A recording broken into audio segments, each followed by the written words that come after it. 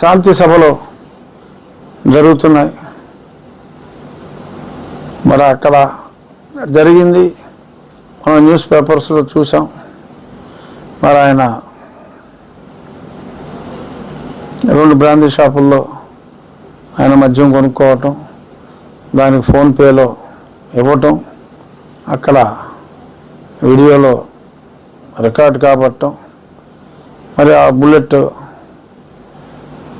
చిన్న ప్రమాదానికి గురి కావటం, లైట్ బద్దలైపోవటం, మరి ఆ తర్వాత మళ్ళీ ఆయన ఆ బండి తీసుకుని వెళ్ళటం, ఇవన్నీ కూడా మరి ఎంత స్పష్టంగా వచ్చినాయి.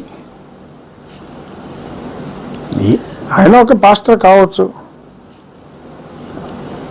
ఆ వృత్తి వరకు ఆయన న్యాయం చేసి ఉండవచ్చు.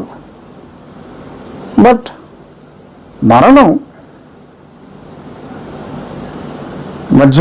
మద్యం తీసుకొని నడపటం, బండి నడపటం నేరం. మరి ఒక నేరం చేసి మరి ఆయన బండి నడుపుతూ మరి లిక్కర్ కొనుక్కున్న ఎవిడెన్స్లు అన్నీ కూడా ఉన్నాయి బండి నడుపుతున్నట్టు. మరి తర్వాత యాక్సిడెంట్లో మరి చనిపోయినట్టుగా ఈరోజు పేపర్లో చూసాం, నిన్న పేపర్లో చూసాం. ఆ వీడియోలన్నీ ఈరోజు పేపర్లో రాకముందే సోషల్ మీడియాలో క్రిస్టల్ క్లియర్గా ఆ వీడియోలన్నీ రావటం జరిగింది. మరి దాన్ని ఒక మతంపై జరిగిన దాడిగా చిత్రీకరించాలనే ప్రయత్నం చేయటం దురదృష్టం. మోరల్లెస్ యాక్సిడెంట్ క్లియర్గా చెప్పారు. మరి మరణిస్తే దాన్ని వేరే మతం వారు చేసిన హత్యగా మాట్లాడటం అనేది మరొకసారి చెప్తున్నా, అది అత్యంత దురదృష్టం. మరి రేపో మాపో అన్ని డీటెయిల్స్ వచ్చిన తర్వాత మనం ఇంకాస్త డీటెయిల్డ్గా మాట్లాడవచ్చు. కానీ ఈ రకంగా ప్రజల్ని రెచ్చగొట్టి మరి కలిసిమెలిసి ఉంటున్న ప్రజల మధ్య ఇలాగ మతాల చిచ్చు రగిల్చే విధంగా శాంతి పేరుతో అశాంతి సృష్టించి